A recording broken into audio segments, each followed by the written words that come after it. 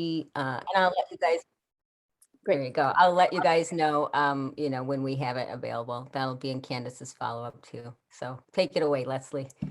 Okay, so sorry, I'm just going to start my slideshow. It's not starting as I would normally expect it to do. Okay, there we go. So yes, thank you so much for, I'm just thrilled to collaborate with you all. So let me get going. I want to discuss for you all like why to do National Wildlife Federation certification, what it involves, how you do it, and then next steps. So that's sort of my outline here of where we're going on this. And you already got my introduction, so I'm moving into this.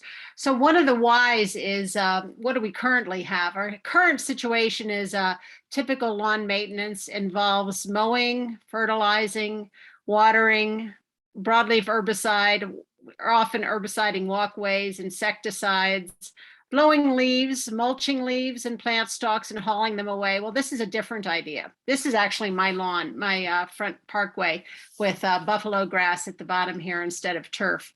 But there are other ideas. There's one of my neighbors has moved from Pachysandra to having a native garden, which obviously is different at different times of year. There are a lot of reasons to be doing native gardening. Here's another example from Wilmette, another colleague here who obviously has some turf grass, but has a pollinator garden as well. So the question is, so why does it matter? It's just one lawn. I mean, one lawn doesn't matter, right?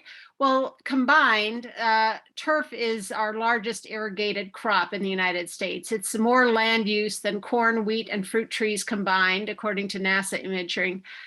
So it's an enormous use of resources.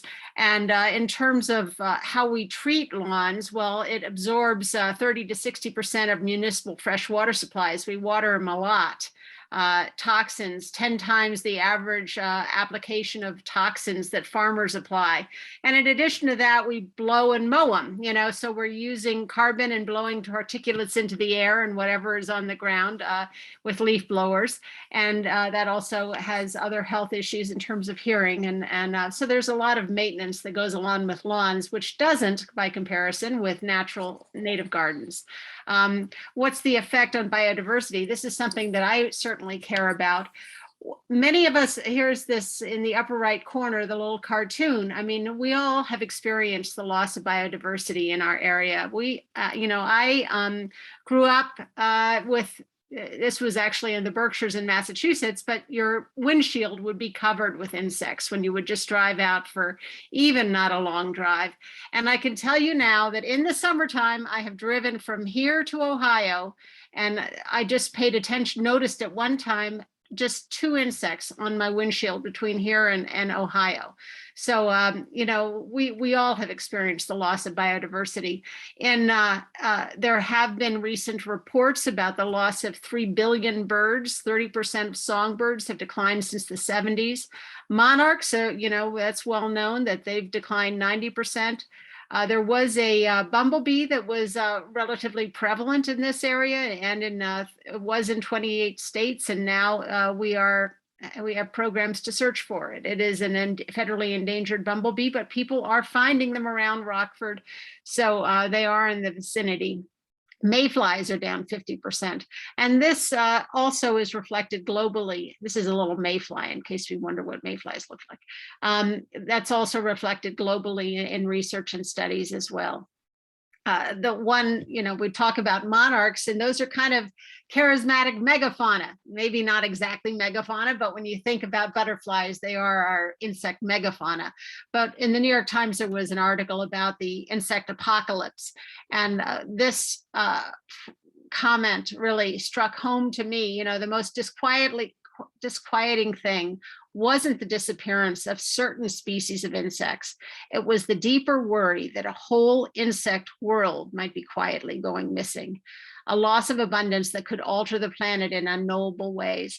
So I just want to put out that, we don't even know what we've gotten ourselves into.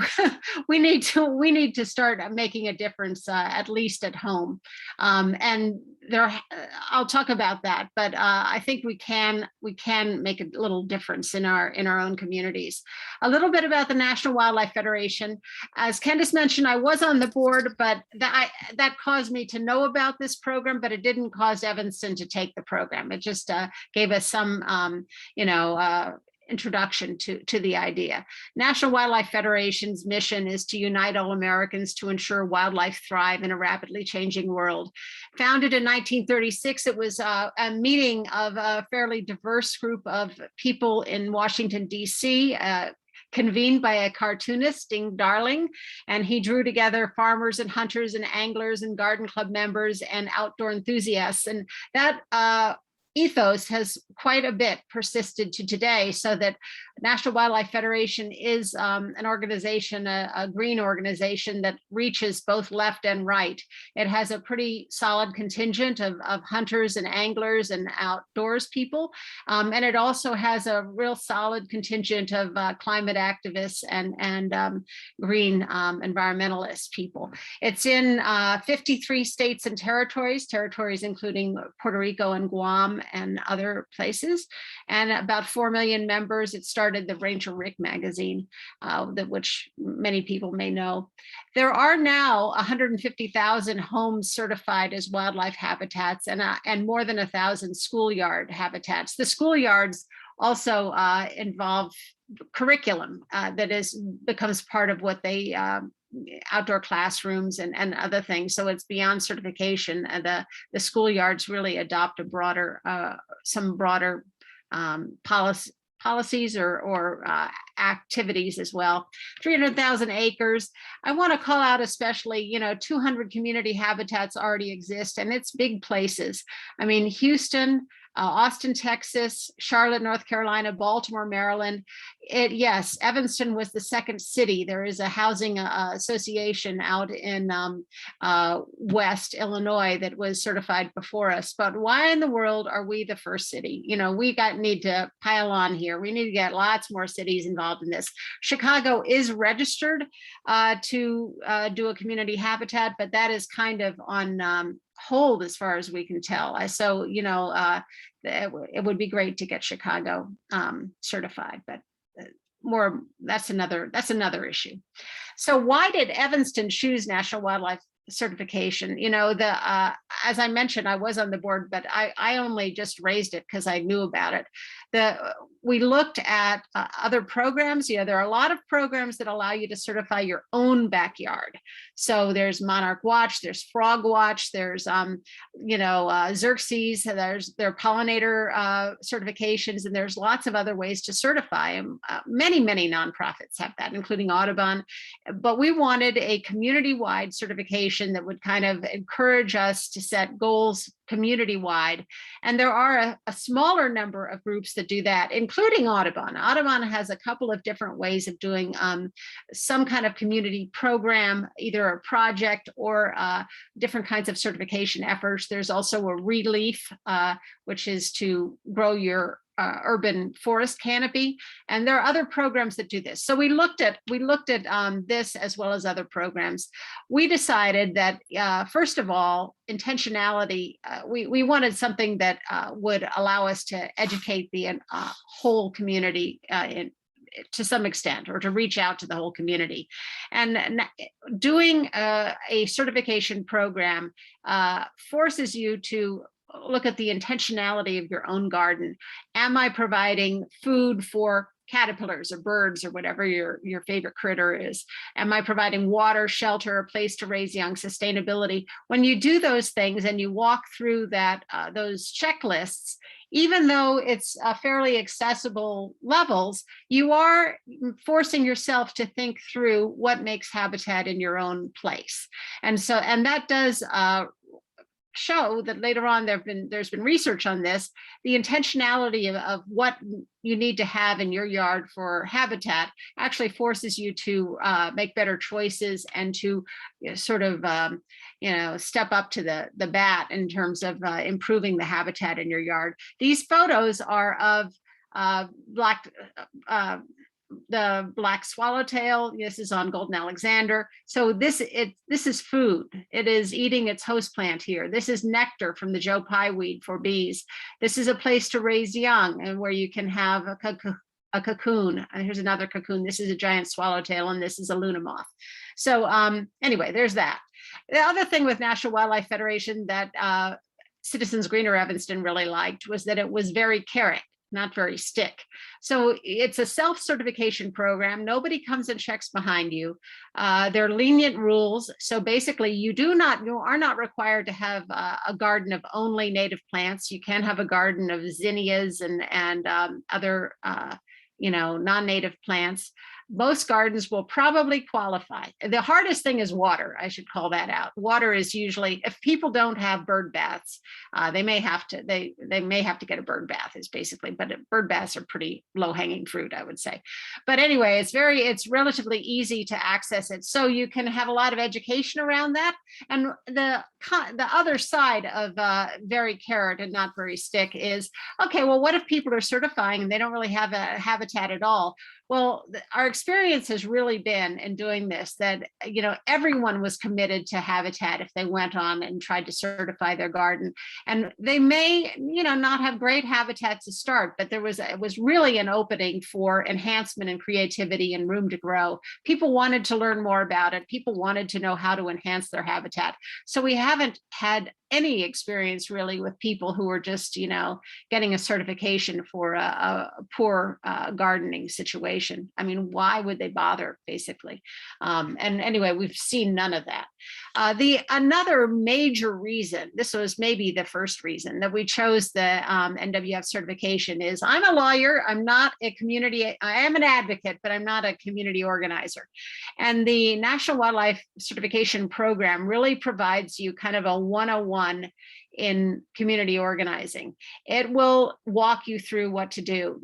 This list of steps that I have here, only 4 to 8 of those are required. You don't have to do all these things, but it just helps you think through, what do I need to do? Oh, I should do a press release. Well, National Wildlife has a press release for you. I should do a community assessment. Look at who are my opportunities in my community and where are my challenges. I mean, that definitely is their little assessment form. Well, little, it's quite long actually, but it's extremely helpful in just thinking through, what do I need and what are my obstacles in my community. Just a plan for keeping all team members in communication. All these things that they walk you through are enormously helpful. And how to do a kickoff celebration. They have a lot of material on what ideas for kickoff celebrations, and they have a draft proclamation if you get support from your village leaders. So a lot of that is built into the process. How to get started. It does cost $99 to register as a community habitat to start the process. The reason you're paying $99 is that then you have access to an enormous amount of materials. They have packets of materials on, food for butterflies and host plants for butterflies and nesting boxes for birds and what shrubs and trees are best for wildlife. So lots and lots of materials, and they will send them out for free to anyone who is registered for this program. So you get packets of 50 of those, and you can order as many packets of them as you want to use at tabling events and other events that you might have. They also, you have access to their staff. So their staff can also help you troubleshoot or think through things. There's also an online, you will create a community page on the National Wildlife Federation site. And on that community page, they will give you, PowerPoints and a lot of other ideas for a lot of different steps in the process. As I mentioned, this community assessment piece is extremely helpful, I found. So what do you have to do to get certified? There are 2 big initiatives that you have to do. One of them is to get properties in Highland Park certified. So based on a Highland Park population of a little more than 29,000, you would need 250 quote points. And points are, a home is 1 point, but a school is 5 points. So for example, for Evanston, we had 8 schools, we had 20 some odd parks. parks are 3 points. So this quickly adds up. We ended up at the end of the day needing 300 points, not very many more than you did, but 200 of those were homes and the rest were comprised with parks and schools. At the end of the process, this is the part that took the longest, is getting a property certified. And at the end of the process, we did get some momentum with people trying to put us over the top here. So that did speed up toward the end. The other big effort to do are community outreach and education and partnership activities. And this we found, this is what we do. I mean, this is probably what you guys do too. I mean, this is events, it's litter collection, it's native plant rescues and plantings and giveaways. Another thing that National Wildlife will do is they'll give you free trees and shrubs. You can pretty much, the most we could manage was 500, but they will give you as many little trees and shrubs as you want to give away. So that's basically through Coldstream Farm, and they're a really good nursery and they're very supportive of this program. So the other half of the program is outreach, and this just helps you be effective in the community. They force you to, many of the activities that you would choose would be partnerships, meet with a garden club, meet with other groups, Rotary, there's that, creating a newsletter. All of those give you points towards certification. And then one thing that you have to do when you get toward the end of some point in your process towards certification is to identify a post-certification team. So after you get certified, it's not as if clap hands and we're done, right? We want to stay certified. So recertification is 30 points required a year. You do not have to do that with homes getting their property certified. You can do that with events and tabling and outreach and meeting with legislators, by the way, and garden tours, many other things that you can do. And they have a lot of activities that are for virtual events.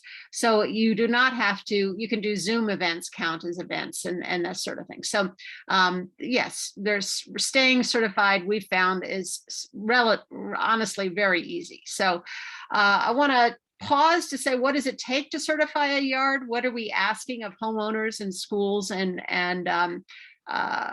parks? I mentioned that schoolyard habitats. In order to certify a school, you only have to do these things. They do not have to do the curriculum piece, but that is an option available to schoolyard habitats, is to do a curriculum piece. But for all these properties, what you're looking for is, are these elements? And put your head in the mind of a caterpillar or a bird, because that is the easiest way to conceptualize what we need in our gardens. When you think of food for a caterpillar, well, we're talking nectar and host plants. Water, this is actually a puddling station for butterflies. That counts as a water source. This is my yard, actually, and I've just devolved to having the simplest possible water source. It's super easy to clean, and it's 3 inches deep, and it's easy to, you dump it out every at a minimum every week. Honestly, I dump it more often than that, but at a minimum every week to disrupt mosquito development.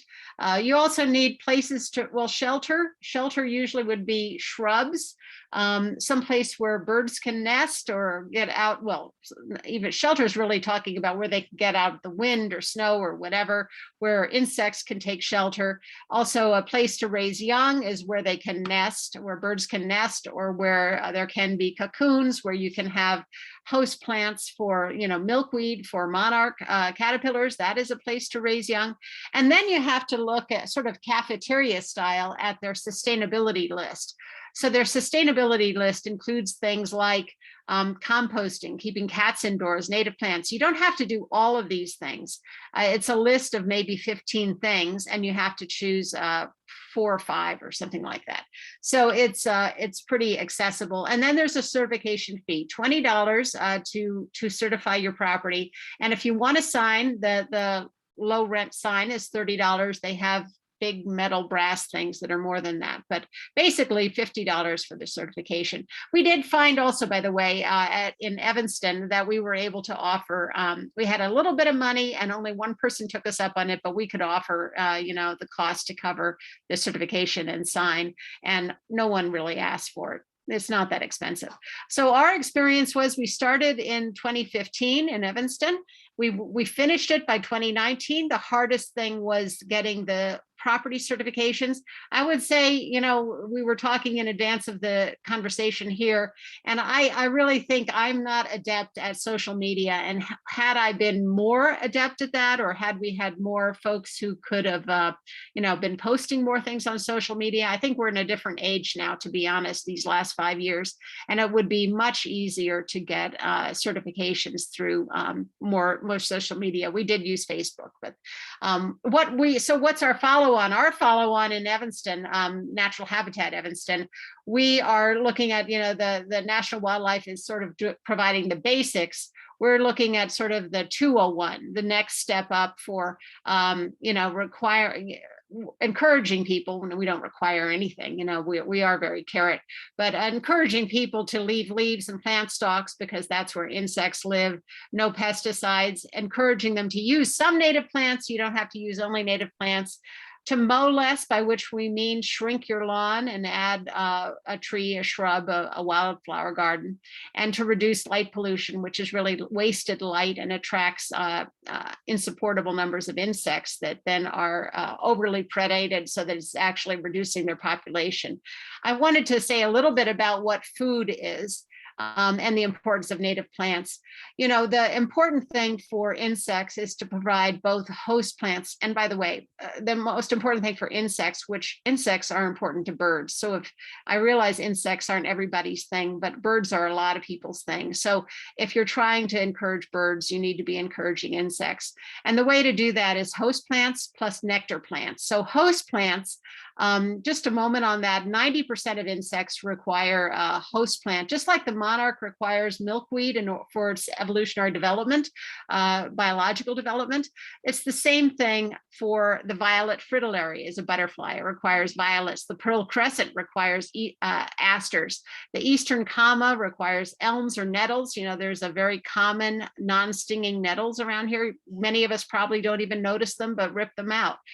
Nettles are ubiquitous here in Evanston anyway. Same thing for the red admiral, needs nettles. And we do have short non-stinging kinds often around. That's a different conversation. Spicebush swallowtail, its host is the spicebush. So really we need diverse native plants in order to encourage insects and to meet their biological needs. Even the rusty patch bumblebee, which is the federally endangered bumblebee in the lower 48, Hawaii has more of them, but the rusty patch bumblebee, you know, was common here. It's host plants. It actually has host plants, and there are very many common wildflowers that we probably all have. Echinacea, which is coneflowers, you know, milkweeds, Joe Pyeweed. These are some of the plants on which the on which it relies. The U.S. Department of Agriculture says it relies. Some of the, how do you know what are the important plants to plant in your yards? Well, there's an entomologist who many people know, quite famous, Doug Tallamy from the University of Delaware, who has categorized plants by how many caterpillar species they support. That's moths and butterflies. And the reason he looks at caterpillars is that caterpillars are really a foundation of the food web. So that if you're feeding caterpillars, if you're growing caterpillars, you then are feeding other insects and fish and mammals. You know, chipmunks will eat caterpillars, you know, skunks will eat caterpillars. So will, you know, spiders, and so will reptiles and amphibians. So you're feeding a whole food web. And obviously birds, actually, I failed to pause on that little thing up here. You know, it takes a chickadee requires 6,000 to 9,000 caterpillars to raise a clutch of its babies. Baby birds really rely on caterpillars. If you think about caterpillars, they're basically spending day and night crawling around, not all night, but, you know, spending a lot of time crawling around, accumulating photosynthesis and being hypercharged plants is what they are. They're like little mobile plants running around. So they are just full of carotenoids, basically, you know, nutrition for baby birds and other creatures. They're really important for wildlife. So anyway, the most important plant in the United States are oaks. In the United States, they support, you know, more than 500 caterpillar species. In Illinois, it's about 450 caterpillar species they support. These are the Illinois numbers. Next in line are cherries and willows and birches and aspens and native aspens and maples. They're not so native to right around here, but they are around here. And then among the wildflower categories, goldenrods and asters and sunflowers, you know, supporting 100 or more species of caterpillars, including moths. This is a little crazy little morning glory prominent caterpillar that crawled on my glove. This is it sitting on my glove. It was just a cool looking little guy. One other thing to pull out is that, you know, we also have to adjust our appreciation of plants. You know, I had a good friend who saw milkweed plants on his milkweed bugs on his milkweed. You know, those are the bright orange and black bugs. And he's like, oh, we have to get rid of these milkweed bugs because they're eating my milkweed. Well, you know what? We have to, he said, we're team milkweed. Okay, well, we can be team milkweed, but we really have to be team biodiversity. We you know, support both the bugs and the, you know, and the plant. And when you see some damage on your plants, like that demonstrated here, you know, it's showing that you are providing a habitat and you are providing food for other species besides just enjoying the look of the plants. The other things that we've carried this forward to is we do watch for city action. We're doing the Rusty Patch Bumblebee project. We give away a lot of trees and shrubs. We also have a plant sale. We get volunteers for the parks, and we want to stay certified. We've also, these are a collection of various logos we have going. We're a fund for Evanston trees and a fund for some of the parks in Evanston. We've also taken on the leaf blower issue, so there's that. Anyway, that's the end of this. I just want to say this is my yard, and let's get started. One way to eliminate your turf grass is to use cardboard, quote, lasagna. So this was my yard. In April of 2020, I put down cardboard on my turf grass, covered it with mulch and compost, and seeded it. I actually just put seed in because there's cardboard, and you can see I ran out of cardboard and some newspapers under there too. And by August, I had, this is buffalo grass, which is a native grass, you know, it is in our area, but it's really native grass throughout the United States. And these are echinacea coneflowers starting to grow from seed. So, you know, it worked. And actually the first slide on here was at this year. So now I have full grown echinacea. And here's some resources for y'all. When you look at this slide deck, you can call up the links. My next talk is October 19th, if you want to join in that. But anyway, so that's the end of my slides, and I will stop share and glad to talk to people. Thank you, Leslie. Every time I look at these slides, it's now about the third or fourth time for me. I see stuff that I just didn't quite get at the beginning, and you know, it's just really helpful to have you explain in detail what many of these slides are about. I think we have some questions in the chat, and maybe we could take a look at those. I have a whole list of questions for you if they aren't already raised in the chat. Let me just see what we have here. Yeah, Candace, there's just one question in the chat about planting options for moderate to deep shade. There definitely are options for, I mean, I can send materials on that. There are plant lists for shade. For deep shade, you know, you do Virginia bluebells, you do wild ginger, you can do strawberry goes in shade. There are golden Alexander goes, you know, pretty well everywhere. Yes, there definitely are options for that. So, you know, I can send more material later, you know, direct you to lists that, you know, one of the simplest search functions for what kind of plants you want is actually at Prairie Moon. If you go to prairiemoon.com is online, you know, plants nursery, native nursery, and you can enter in shade and the height you want and the time of year and all of that. And it'll give you a little list of plants. There are quite a few sedges that Pennsylvania sedge can go in shade, and that's a very short, you know, it's basically 6-inch shed, sedge or shade, sedge for shade.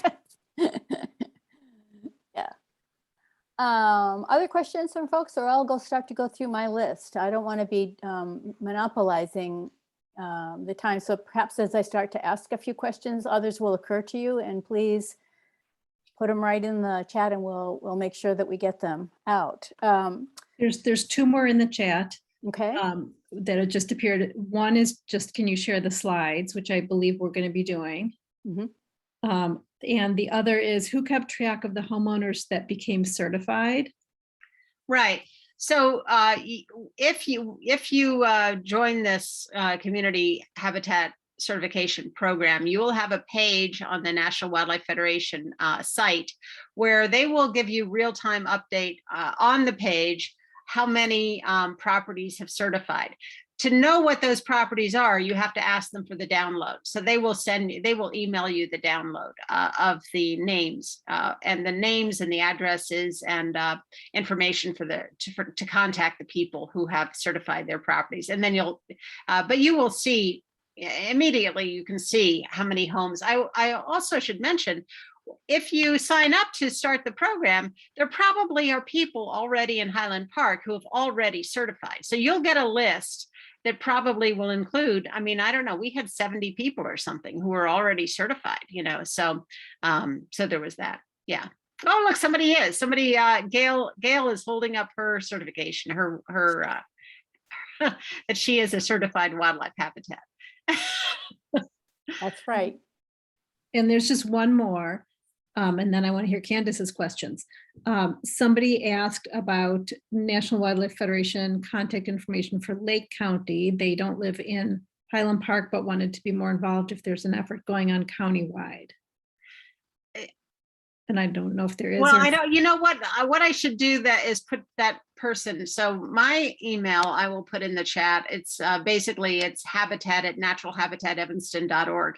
But I would have to put them in touch with the National Wildlife Federation community habitat people and see if they've heard anything from Lake County. It wouldn't be a way that I would necessarily know about that. If I'm understanding the question correctly. I'm putting my email in there. I just put your email in the chat. Oh, you did? Okay. Yeah, perfect. So is there a way to, would it make sense to try to broaden the classification that our town might want to pursue so that people who live close to our town would feel welcome to be a part of our group, or is that pretty well defined by? I think that might be a question for National Wildlife. I think they would probably want, individual, it's set up by community, so by population of community. So I don't know if that would be a feasible thing, but you can do it by housing, housing associations do this. So small subsets of communities can do it. I don't know. I'm not sure about that. I put you in touch with Patrick Fitzgerald as the person who runs the community wildlife program. And so he would be the best to answer that. Okay. Or Louisa Grant. Yeah. Because it would seem that you would want to have as many people feel welcome to participate. And if they happen to be outside our city boundary, who cares if they're part of our local area? But I understand there might be reasons just for trying to track the impact of these kinds of projects to try to recognize and respect certain kinds of boundaries. That makes sense too. Do we want to attract bats? I love bats. Did you and your collaborators in Evanston run into any kinds of objections or barriers to this program when you were getting started? Did you find yourself? Well, I found out that a lot of people really do not like chipmunks. That is what I found out. I think we focused it was more a discussion when we were getting organized. People were like, people are not going to like the name wildlife in there. And I gave a lot of feedback to National Wildlife Federation about that. They were, what is Evanston wildlife? Does that mean rats? Well, rats are Norway rats. They are an invasive, non-native species. We're not trying to encourage Norway rats, right? So we ended up focusing on birds and pollinators, and then we said beneficial insects. And now we find a lot of tolerance for wasps and ants and beetles, and everyone wants fireflies. So it's gotten to be a non-issue, but I know that in Wilmette, it was an issue that, that the village of Wilmette was concerned about what wildlife, would this attract more wildlife?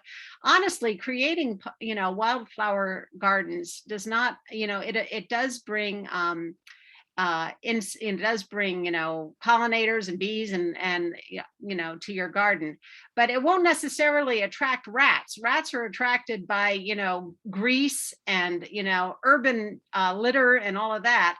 It can, if they have dens, it can conceal a den, so, but because you have, wildflower gardens or whatever growing there. But anyway, it doesn't attract rats. So that was the biggest issue, was what do we mean by wildlife? I think there is, it really is a non-issue in Evanston now. I mean, now, I think everyone's very supportive of beavers that we have at Northwestern, and people love to see foxes if we see foxes around. We do have people who do bad things to wildlife still, but for the most part, that was the biggest issue, was what does wildlife mean? And I really think if you discuss it and put it out there in terms of the mind of a caterpillar or the mind of a bird, it's not threatening whatsoever. If you're thinking, okay, well, I'm trying to create nectar plants, people know nectar plants are not, harbingers of evil. So, it's really been not a big deal. That's the biggest worry that I can think of. So we have a feeder in our yard, and I have learned that we need to be perhaps a little more careful about the seeds that fall from the feeder, because we have recently begun to attract a repeated visitor that we have named Flower, and it is a beautiful skunk. Yeah. So we really don't want that. Yeah, for the National Wildlife Federation, I do have a feeder in my yard. I have found, and I'm happy to share, a squirrel-proof feeder pole that has been 100%. And I have one at this house, and I have one in Indiana. Okay. But for this certification program and for Natural Habitat Evanston, I do not encourage feeders. Feeders are problematic for a variety of critters, and I love the critters, but it's just to be an ambassador for the issue and the effort. We're really saying we're growing habitat. The way to help heal the neighborhood, the community, the planet, is to build habitat, not necessarily to feed them with bird seed that you're buying and schlepping, and there's carbon in that, and there's other issues with how you're feeding that beyond habitat. So Right. So anyway, yeah. Gotcha. And we do encourage, in terms of schlepping and carbon associated with building your pollinator gardens.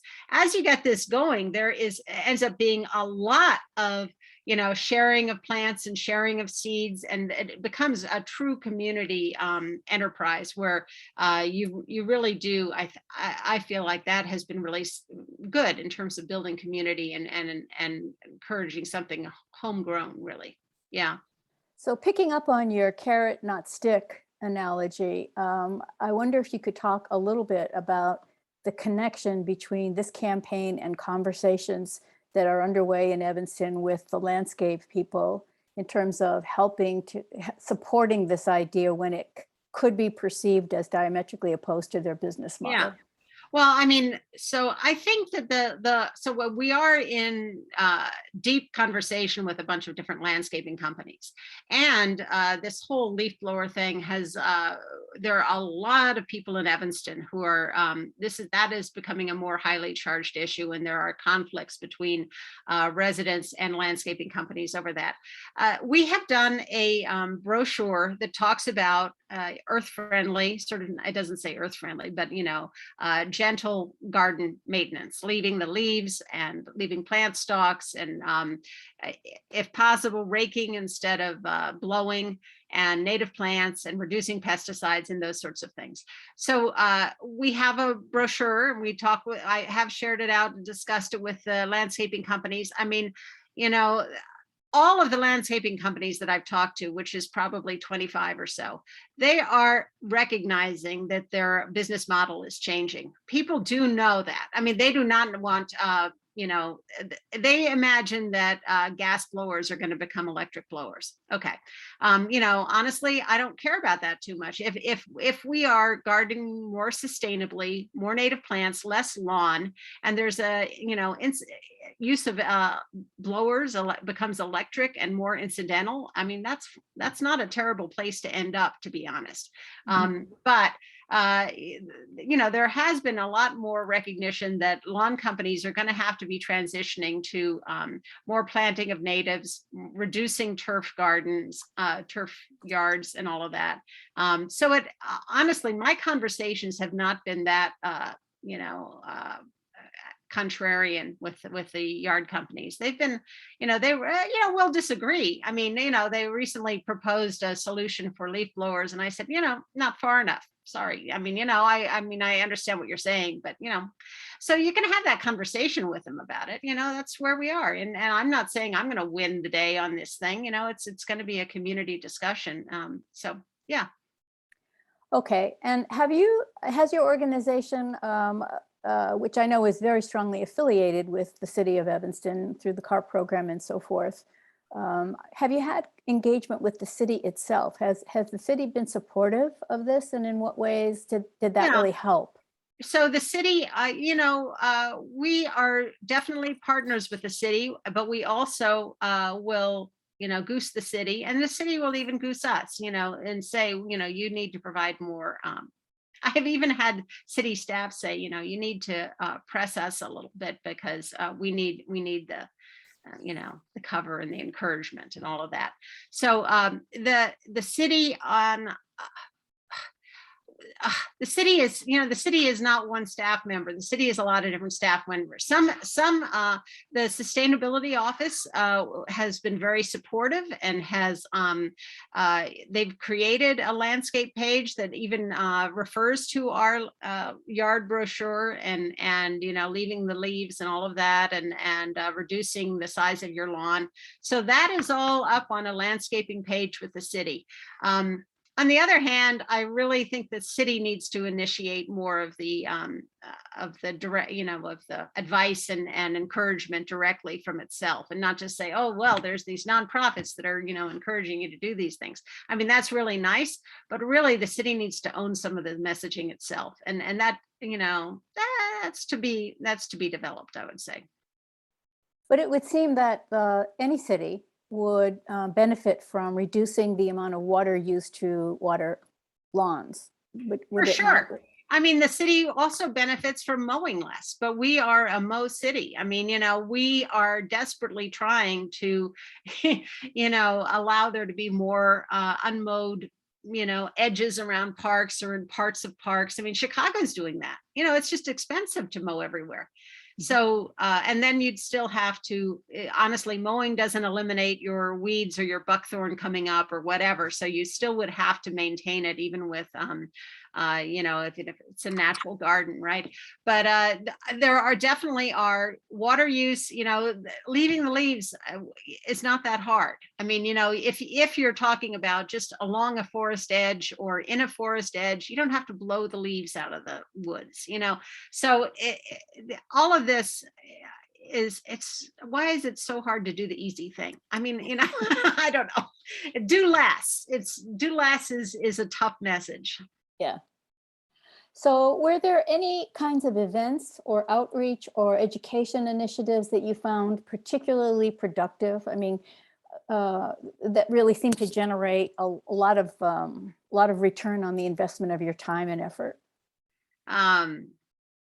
Well, I do think that the plant giveaways do that. I think that the plant sale did that as well, actually. I don't know. I mean, also, I mean, just having a potluck and having people come together and talk about things, I think has been just, is very, builds community. I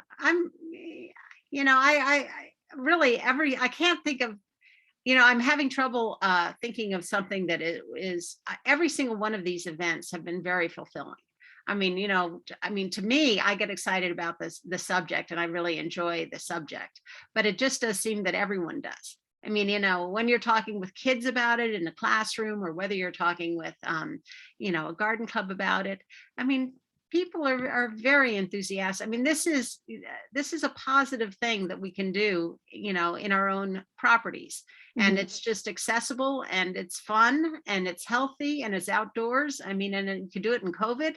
So, what's not to like? I think it's been really pretty, I'm having trouble thinking of things that really were,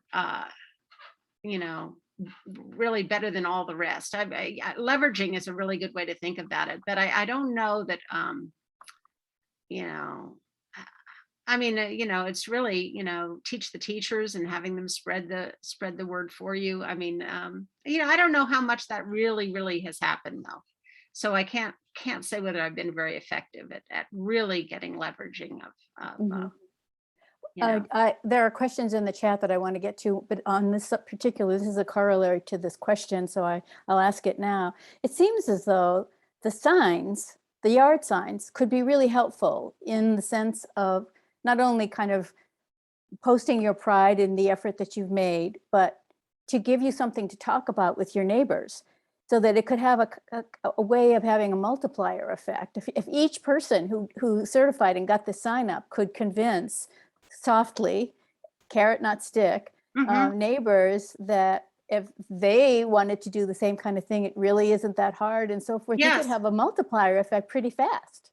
Well, I do know that people all the time are stopping and reading the signs. I mean, not just mine, but, people who have properties at big intersections, that is helpful. They do have a lot of conversations when they're at, a prominent intersection, because people do stop and walk. Next to schools is a big thing. Schools having the signs is a big thing, because a lot of schools then have conversations about that. So you're right. Those sorts of the signs actually are really productive, I would say. I'm not a big person for things, but the signs really do help spread the word and encourage people. And it also gives you cover, because it's, if like my block, I mean, on my block, I'm the only, wildflower garden. I mean, that's pretty much it.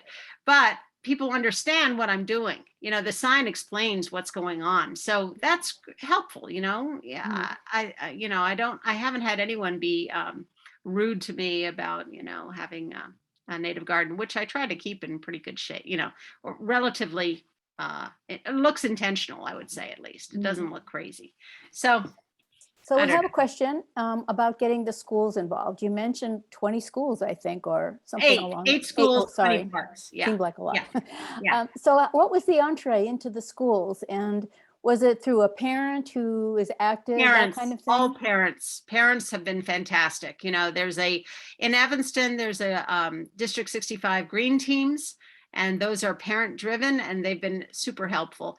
The district itself has been slower to take on things like this. So and also the principals are just busy, and teachers are busy. And so really it's been the parents, and oftentimes the parents are the gardeners for the school gardens. So that's where we've really gotten, and the parents do get permissions from, we've done tree plantings and things. They get permissions from the principal. It's just easier to get an answer back from the principal if it comes from a parent than if it's from an external request. And have you noticed that is there any informal impact into curriculum development? I mean, do you know of any kids coming home and saying, we're going to do a pollinator garden in our school, and here's why that's important, Mom? Yeah, right. Anecdotally, yes, but whether it is truly making, I can't say that there's been a launch in Evanston schools to do curriculum related to habitat. I think I would have heard of that, and I have not heard that that's really going on. There are individual teachers who pursue some aspect of, but honestly, we are not in the vanguard on that. Sorry. Maybe somebody from District 65 is on this call, but okay, talk to me offline about it. Tell me where I'm wrong. Well, there are a lot of demands made of teachers. We know there that, are. So. It's just hard. For sure. Yeah. So one of our questions is there a particular age group that seems to have been most responsive to the program? Age group. I mean, honestly, retirees are the most the volunteers for the most part. I mean, there's a lot of work in parks and restoration and pulling out buckthorn. And I would say most people are 40 and up. And it's, people who have available time to spend on it, so that's a subset of people. Yeah. And we really need to diversify the group. And we do, I don't know, we do have high school students are very interested in getting involved, and Northwestern students are very interested in getting involved, and they will do a work day, or they will do specific work days as groups. So that is terrific. In terms of actually having volunteers to help organize and do things and sort of do the multiplier effect, that's been older people for the most part. So the entree into the college students, for example, or the high school students has been through what? Oh, How do they find out about it? Do you contact them? Pretty much all the schools have a volunteer day, a day where the students are looking for ways to volunteer. And oftentimes they have to volunteer in order to get their sign off for the Honor Society or whatever. So all the schools really have they invite us in and we talk to the students, and then there is also a sign up on the city of Evanston has a sign up. So I get messages, probably 5 or 6 a week from people who want to volunteer in the parks or something. And students often come in through that. So, but for the most part, it's the, community service days that are at the various high schools. And we have done that. I would say it's hard, even though students will write down their email, they do not respond to email. So you really have to help the community service organizer coordinator has to help you get volunteers despite people signing up. You have to figure out how you're spreading the word inside the classes and the schools. Okay, that's a really helpful hint, a tip. Thank you for that. So we also have a question here about whether or not the conversations with the landscapers that you've had, which has been mostly about the blower issue, has this been a backdoor into conversations about reducing the use of pesticides? Nope. Nobody's reducing their pesticides. Not really. The pesticide issue has really come up in terms of mosquitoes and the mosquito control private companies, and then discussion about North Shore Mosquito Abatement District, which I know Highland Park is outside of that district. But so yeah, the discussion about pesticides has largely been focused on mosquito control. A big issue are neonicotinoids. I would say that issue I have been able to bring up with the yard companies. I don't know if people know about neonicotinoids, but they are one of the most common pesticides. They do kill insects pretty indiscriminately, and they are the impact on bees is partly attributed to the widespread use of neonicotinoids. The problem with neonicotinoids is that they're a systemic pesticide. So if you spray it on a leaf, it will be in the roots and it will go into the soil, and it becomes really, persists in the plant. So that there was a study of rhododendrons, and neonicotinoids once sprayed on a rhododendron persisted for 6 years. So that plant is poisonous to insects, but it also, according to American Bird Conservancy, a seed from a plant treated with neonicotinoids can poison a song sparrow. So, it's neonicotinoids certain countries have banned or limited their use, and we have not. So the problem is, even for we gave 31 elms to the city of Evanston, and the nursery was going to drench all the elms, and we're going to do a soil drench of neonicotinoids. That's just by standard what they do. So those elms that will suck up that insecticide and may be toxic for years. So even the city arborist was pretty shocked by this and was able to convince the nursery to remove the city trees that were to be purchased before the soil drench. Landscape companies are, I mean, the thing is, I got questions like from a landscape company that said, well, we don't use neonicotinoids. We only spot treat neonicotinoids. And I was like, well, that's interesting to me, because I didn't think that if you spot treat, I think that's treating the whole plant. This is a systemic pesticide. How is that not poisoning the whole plant? And then I never hear a follow-up question to that. So maybe that's making some, inroad on thinking this through a little bit more. I was glad that they even were like, oh, well, we don't spray with neonicotinoids, because of course that would be bad. We're only spot treating. Okay, well, that's good. I guess, maybe, Better is better than nothing. Yeah, but still, I think that is poisoning the plant.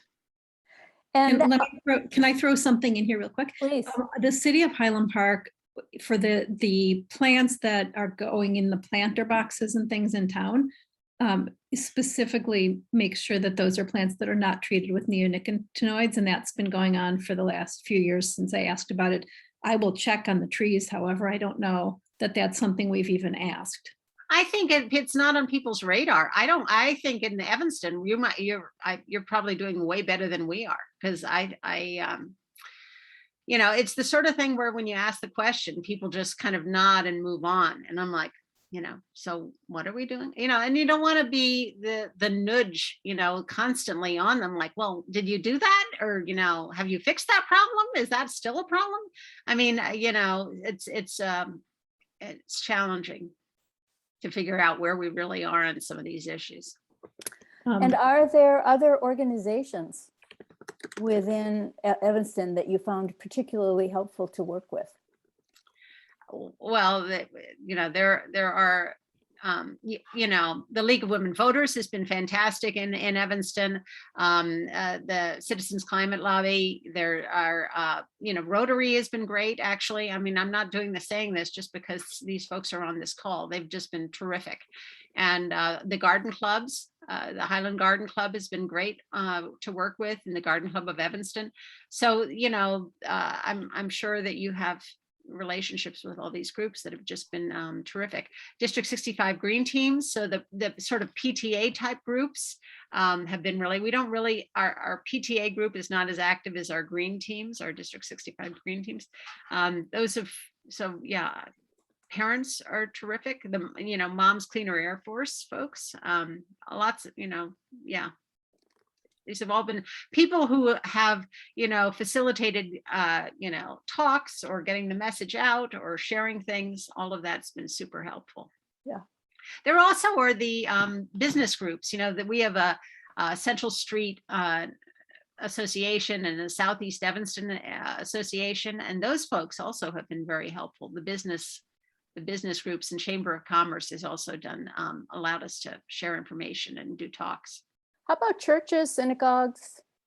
Yeah, no, for sure. There are some that are more active than others, and we have a lot of churches in Evanston, so we definitely have a half dozen that are extremely active, and so there's a lot of room for engagement there. We've found it a little bit difficult to get into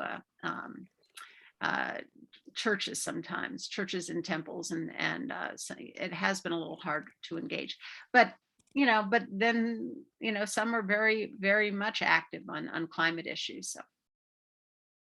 And some of the restaurants, not all of them could do this, of course, but some restaurants have garden patio kinds of capabilities in their properties that might very well be something that they would like to put a sign up. I mean, it just makes you feel really good if you're patronizing somebody who's doing something. That's a great idea. Yeah, that's a great idea. Yeah. Well, gee, have I missed questions from those of you? I've been trying hard to read these, and if I've missed any, would you please speak up? I have been following them, and I don't think that you have missed any. But I just wanted to say one quick thing too. I know, Leslie, you alluded to this, that your yard isn't, it's managed and intentional, even though it's native. And I have a native yard as well. There are weed ordinances in Highland Park and in other communities, And simply not cutting your grass and letting weeds germinate is not a native garden. Right. And weed, weed ordinances, tickets will result from that sort of behavior. So I don't know if you want to say anything more about that, or. Yeah, well, sure. Well, I mean, I really think we do ourselves a disservice if we really, have, I think this whole issue and effort is embryonic enough that we need to be ambassadors for the cause here. So to the extent that we can have low growing sedges or grasses, low growing grasses, 4 to 6 inch grasses or ground covers around the outside edges of gardens, that's helpful. Also, there are lots of landscaping tips that I could actually share. I mean, maybe I should just share that after the fact when we send out. I have a slide that just lists a lot of ways to make your garden more visually intentional and attracting your eye to feeling like there is a direction to this garden. A path and a fountain, an object in the garden helps make it feel more assembled. So there are lots of things to do to make the garden accessible to people, as well as doing a ecological function. So yeah, and I totally agree with you. I mean, the weed ordinance in Evanston actually says no turf grass 8 inches or taller. So to the extent that you have, and probably they have ornamental miscanthus or something like that, which is not a native grass or whatever, but you can have taller, little blue stem or taller grasses that, can be in your garden and still can look, cultivated, so to speak, and not just crazy. So, we do have to, I think we do have to be kind of ambassadors for the cause here. And that's why, honestly, common milkweed is a really important pollinator plant. And I do have common milkweed in my backyard. And well, actually, I have it in my front yard too now. But, it's not necessarily a plant that I encourage everyone at Natural Habitat. It can be out of control, and even though it has a important wildlife function, there are other milkweeds, and so if I'm acting as Natural Habitat or for the wildlife certification, I'll really encourage butterfly weed, spider weed, Sullivan's milkweed, lots of other milkweeds that are not as aggressive as common milkweed, just to for just as an example of some of the plants to try to get out there without it's the same thing with goldenrod. They're beautiful goldenrods. There's elm goldenrod and blue stem goldenrod, and lots of things that aren't just Canada or the tallest goldenrods on the planet. So anyway, I don't know. That's just what I've I'm not. I mean, to me, every native is good, to be honest. But to the extent that I have my organizer hat on, I want to encourage people to do something that makes them and their neighbors happy, And we have a question about bird baths in winter. And I know that you mentioned the other day the role potentially of little solar bubblers to help keep them from Well, freezing those over. in wintertime, you would need a coil. And that the bubblers are to disrupt the mosquitoes and to attract birds. But for solar, those don't work as well sometimes in wintertime. But a coil can keep the well, actually, a bubbler can. If you use not a solar bubbler, but a bubbler that keeps the water free of ice. Yes, but you need kind of an electric coil probably in wintertime. Is that what you use? I have an electric coil. I do have an electric coil. So my husband fetches at me about that. What am I doing for the planet when I have an electric coil in my, bird bath? But yes, I do have that. Okay, well, last question. I just want, before you go, I just am wondering, you've mentioned an awful lot about species and plants and that sort of thing that I am ignorant about, I'll just confess. I have a lot to learn. And I'm wondering if it would make sense to try to partner with the library, which is a great research institution in any city. And there are programs that are put together by the library for community services. And I'm just wondering if that might be a route for disseminating information for those of us who, I mean, we can read. I understand that we can read, but I mean, it'd be nice to have programs where people can talk about this. Yes, well, we have done a lot of programs actually with the Evanston Library, Yeah. and they are very supportive of this whole effort. So yes, and to do also seed bombs. I mean, they have we did a scavenger hunt, we did seed bombs, we've done lots of things for kids programming as well as talks on various of these issues. So yeah, that has been really helpful. And I feel like that does help us get a little bit out of the choir, you're more of a mainstream audience. So that's been fantastic. Actually, that's a very good thought. I'd forgotten about that. Yeah. Okay, great. Yeah. Well, I guess I had one comment. I think Sorry, we need one to more wrap question. up. One more question from Andy. Okay. Could Leslie comment on aquatic milkweed? Milkweed, is that such a thing? Aquatic milkweed? No, I don't know what plant that is. So maybe Okay. somebody needs to Look it email up. me the species name. I don't know what the aquatic. Oh, swamp milkweed. Maybe you mean swamp milkweed. I'm not sure let's talk offline about that. Okay. Maybe they could email me about it. Okay. So Kim, to you. Okay. Thank you. I want to thank Leslie for coming today and sharing all of this great information with us. And thank you to Candace for inviting Leslie and for all of your excellent questions in the conversation. This was really, I think, a useful and entertaining, interesting topic. And hopefully we will move forward with some habitat programs in Highland Park. I want to just mention that we've got two people on. We've got Jessica from Representative Bob Morgan's office, if you had something that you wanted to say, and we also have Nancy Webster, the archivist from the Historical Society, who's been working on the garden with native plants at the Stoopy Log Cabin. I don't know if either of you want to just say hi or say anything. I just wanted to say hi and to introduce myself. I'm the district director for Representative Bob Morgan. I'm pretty new with Bob's office. I'm also a resident of Highland Park, and this is near and dear to my heart. I have my master's degree in water policy, and after moving into our house in Highland Park, immediately started to pull up all the buckthorn, and not to the extent that was shown earlier, but tried to make pollinators and native habitat and plants. And we moved here from Arizona, so I've had a huge learning curve of what is native here and what should we be growing, but I've had a ton of fun, and things grow really well in the Midwest. So it's also very nice to, plant things and have success. And so I'm very interested in this topic and thought the presentation was amazing. Love the conversation. Look forward to being part of future conversations, both as a resident, an interested person in this type of work, but also working, in Representative Morgan's office.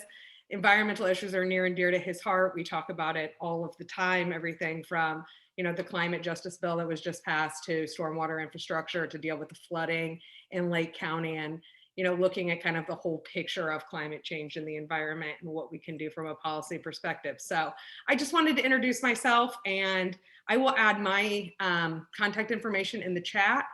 Please invite me to things in the future, and I look forward to working with everybody.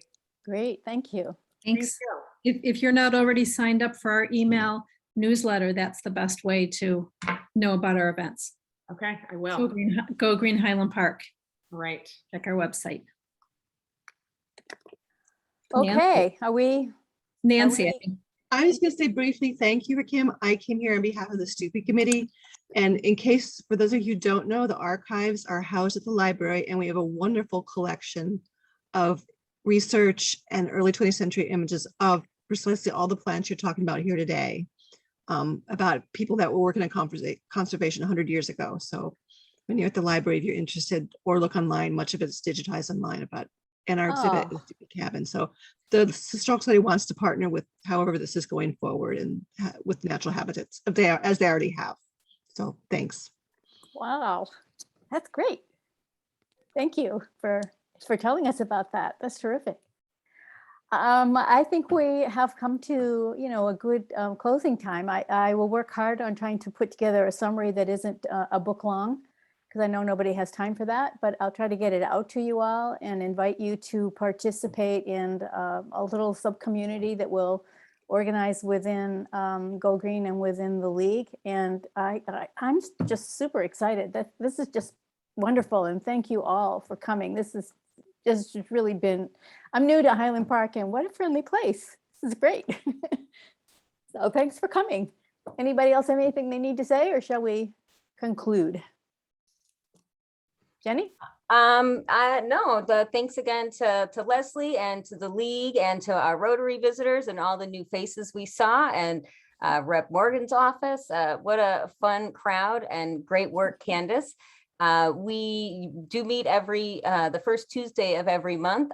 We are still Zooming it. And in November, we are working on hopefully a plastics program. So stay tuned for that. And again, our new website is gogreenhp.org. You can sign up for our newsletter, and we will not pester you. We only send a couple, and they're really good when we do. So thanks again, Leslie. And thanks everyone for coming tonight. Great to see everyone. Hope to see you tomorrow at the farmer's market or next month.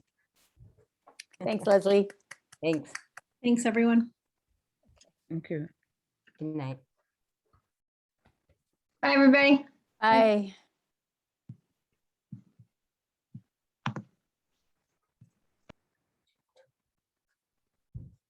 Yay. And we didn't even hear my kids the whole time. Right.